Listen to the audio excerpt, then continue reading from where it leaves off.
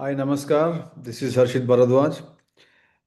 In this part two of the four-part blueprint, I will be answering more of your FAQs, some of the FAQs that you shared with me in the previous video's comments. I also received some emails, some WhatsApp messages, those of you who managed to get hold of my number. I will be sharing my best email ID in the description and also a work in progress website where you can get all the information about what I offer. So, in part one, we discussed, I went through some of the most FAQs, frequently asked questions that most students ask. So, these are the questions that you should have in your mind and you must ask when you're starting your preparation, or specifically at a stage where you are deciding about picking this optional. So, my primary purpose about this four-part series is to help you decide with an educated information, with a proper information, all angles, all sides covered, so that you make a solid decision about picking this optional. And then we'll move towards the preparation side. So I will not be taking a lot of preparation based questions in this four-part series, but mostly about what is the right process to decide whether you want to pick this optional, English literature optional, so that you can do well. Okay. A lot of students that I talk to, I scare them off. So after talking to me, they decide not to take this optional, which, in my opinion, is a good decision, right? Rather than blindly walking in, trying for a few months, maybe give an attempt, and then not knowing what went wrong.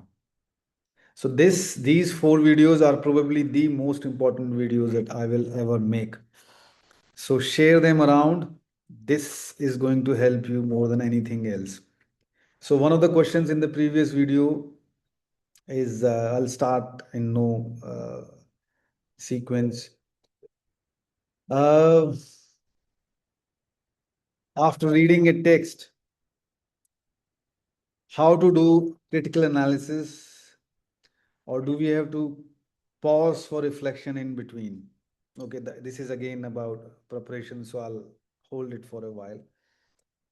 Then someone's asked me, is English literature a safe optional to go with in the context that one would have at least something to write in the answer um, of any given question in examination? Also, frequently the themes of PYQs are repeated, so we can predict them and have answers beforehand. So not much to think in exam, as 40, 50% answers are prepared beforehand and can write easily and can get a certain number of safe score in exam. Is it like anything? Okay. So this student is asking whether it's a safe optional. Safe because the student feels that most of the themes are repeated. That is one reason why this student feels it's a safe optional. The second reason why this student feels it's a safe optional is because, unlike other technical optionals, in English literature optional, you will at least have something to write. So you will be able to write something. Because themes are repeated, the student feels that you can prepare the questions in advance, like university questions. So this entire thought process is flawed. This is not a safe optional because of these two reasons. Okay. So you will not be able to write just about anything and you'll get marks. And just like any other optional. Only because it's English literature and you've read a text and you think you can write a story and you'll get something, no, you won't get anything. If the answer is not spot on, if the answer is not exactly what they're asking you to do, if there is no critical analysis in the answer, if there is no demonstration of first hand reading of the original text, if the writing is not coherent and structured, you will not get any marks. It's not like university exams where you'll fill 10 sheets and you'll probably get something for the effort. You will not be getting anything for the effort. Okay, that's the first part. Second part, themes are repeated, concepts are repeated. Yes, the same concepts last 15 years, but every concept can have hundreds of variations of questions. And you have to take every question as a unique question and you have to think in the examination hall. So, how I teach is to help you to think critically. Of course, you can practice this, of course, you can get better in it. But when you look at the question in the exam, you have to look at it as if you're looking at that question for the very first time. Of course, all the preparation that you've done, you've memorized all the quotes, you've read and you've answered, written answers so many times, that will come handy. But you'll have to approach that question with a completely fresh pair of eyes. So, in that regard, it's not a safe optional. But I'll tell you why it's a safe optional. And I keep telling you this. If you prepare for this optional and you score a decent enough marks, anything above 250, you will become a very good writer. You will become a very good thinker. And this skill of becoming a very good writer, communicator, and thinker, organized thinker, will help you increase your overall marks in the mains. Definitely. Definitely you'll increase your marks. That is why a 260 with English literature optional is as good as 280 or 290 with history. Okay. Next question.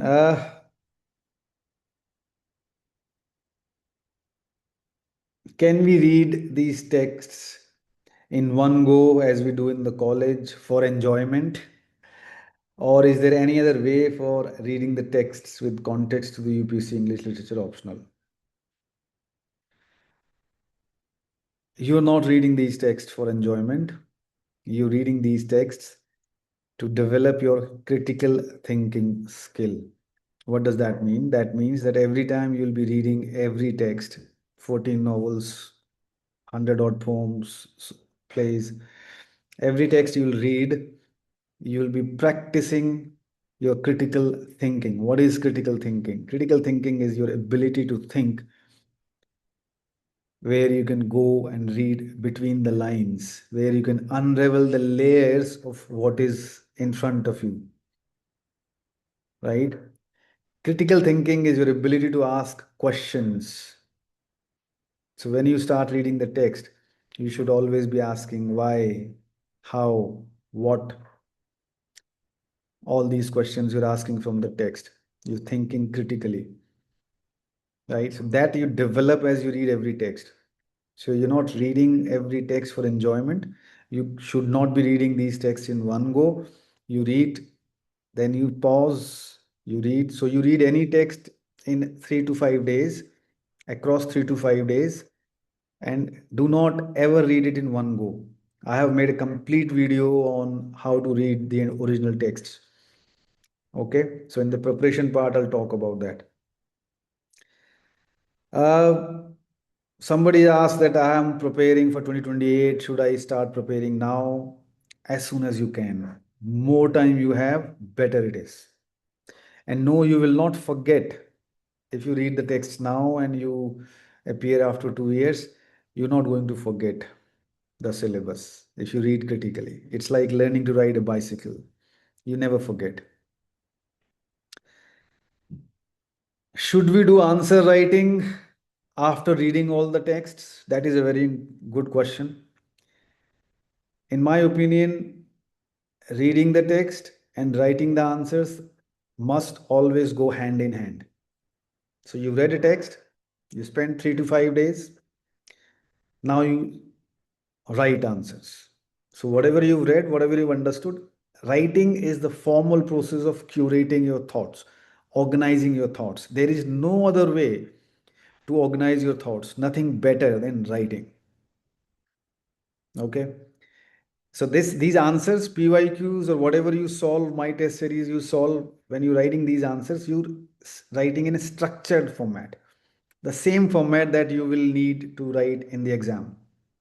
10 marker, 15 marker, 20 marker. Same format, same framework, same structure.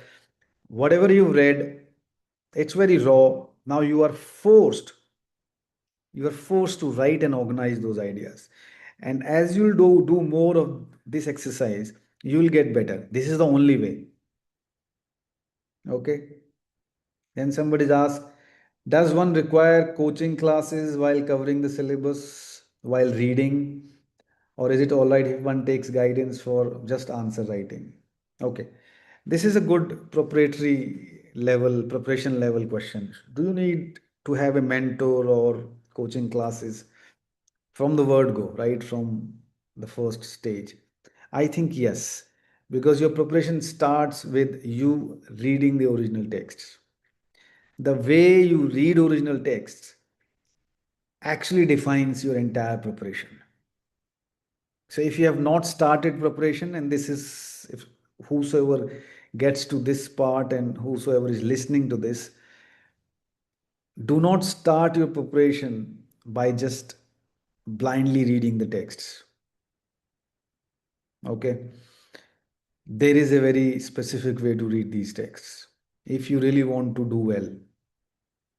So a lot of students read texts, go on the internet, read summaries, watch films, watch other secondary material, and they think now they understand the story of all these texts. We're not looking for story. So when you're reading the original text for the first time, that is the time when you're actually practicing your critical skills, critical thinking skills. So while you're reading, you must be executing and applying your critical thinking. You're not just reading blindly like it's a storybook or a fantasy book or just watching a film. You have to be critical. So yes, you should have a mentor. You should have somebody right from the word go. Unfortunately, there are not a lot of coaching classes. If you can find somebody good, please start with a teacher from the word go. And yes, answer writing, as I said, it goes hand in hand. You read a text, you write answers. Read another text, write answers. Somebody mentioned that you have an academy course that is selling for 50,000. Should I take that? Well, I can't say should you take or should you not take, but I can tell you what that course has. That course has my recorded lectures, which when I was teaching with an academy, I was doing those classes live, and they're of course now recorded. So the entire syllabus lectures are there, and it's up to you. So there is no answer writing, no evaluation, and nothing like that available there for 50,000. I'm running a direct course that you can check on my website for far less. So at the stage of preparation, it does not matter what background you come from. You should, if you are able to write grammatically correct English, if you have a thinking mind, and if you have ever enjoyed reading books, then you should be able to do this optional. In terms of difficulty level, it's not more difficult or easier than any other optional. Yes, there are less technical aspects as opposed to, let's say, anthropology or sociology or any other technical optional. Anyone with good common sense should be able to do it. A lot of my students, as I've told you, are from non-literature background. It doesn't matter. What requires is that you need to plan to finish the syllabus in 4 to 5 months quickly, and you should plan to revise answer writing at least 3 times. That is my simplest formula for this.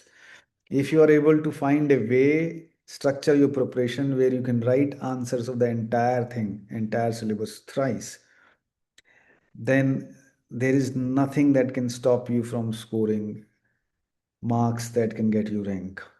Any other FAQs, anything that you would like to ask in this video, and I'll cover that in the next round. But these questions, this series is to help you decide and commit to preparing for this optional or drop out at this stage.